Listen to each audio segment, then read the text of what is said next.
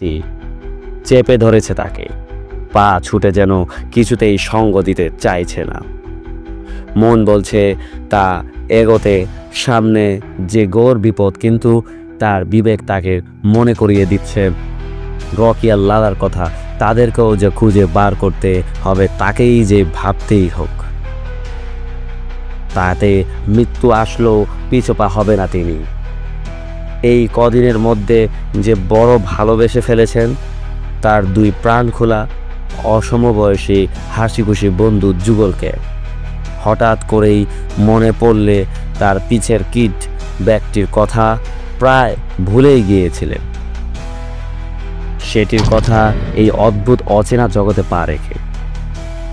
এই ব্যাপারটি তার প্রতিটি অভিযানের সাথেই ওটির মধ্যে প্রাথমিক চিকিৎসার ওষুধ থেকে আরম্ভ করে শুকনো খাবার, আগুন জ্বালাবার সরঞ্জাম, গগলস, টুপি, ভ্যান্ডির বোতল কি নেই। এইদিকে বেলা পড়ে আসছে, আর বেশিক্ষণ সময় নেই। সন্ধে নামার আগেই সাহায্যের ব্যবস্থা করার চেষ্টা করতে হবে। এই কথা মনে হতেই কপ করে পিঠ থেকে ব্যাগ নামিয়ে তার ফ্যানফি, টুপি আর ব্যান্ডির বোতলটি বার করে নিলেন। জল এখন এগুলোর তার সবচেয়ে বেশি প্রয়োজন। আর দেরি না করে কয়েক ঢোক ব্র্যান্ডি পান করলেন। তরল পানীয় তার জাদু দেখালো প্রায় সাথে সাথেই। শরীরে মনে নতুন উদ্যম্য সঞ্চারিত হলো যেন। এবার ধীরে ধীরে শ্যাওলা পড়া পাথরে জমিয়ে ওপর দিয়ে খুব সাবধানে ঢিলা থেকে নেমে পড়লেন। জন আর সকল দ্বিধা সংকোচ ছেড়ে ফেলে শব্দটা যেদিক থেকে এসেছে সেদিক প্রাণে এগিয়ে চললেন। বুক সমান উঁচু মৃত ঘাসের ঝোপঝাড় ঠেলে প্রায় অনেকক্ষণ চলার পর ঢিলা থেকে সেগুলো উঁচু কালো পাথর বলে ভেবেছিলেন।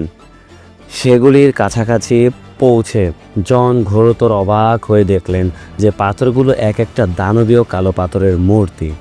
কয়েক হাত অন্তর অন্তর সার দিয়ে এমনভাবে সাজানো আছে, দেখে মনে হয় পথ নির্দেশ হিসাবে এগুলো ব্যবহার করা হয়েছে। কিন্তু মূর্তিগুলো দেখে মালুম হচ্ছে বেশ কয়েক যুগ আগে তৈরি করা হয়েছিল পাথর কুঁদে। কার তৈরি করেছিল এই আশ্চর্য পাথরের মূর্তি?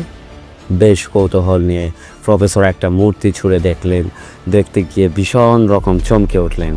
একই মূর্তি যে জীবন্ত! শ্বাস প্রশ্বাসের হালকা একটা স্পন্দন অনুভব করা যাচ্ছে। এ তো অসম্ভব। ভয় বিহঙ্গম করে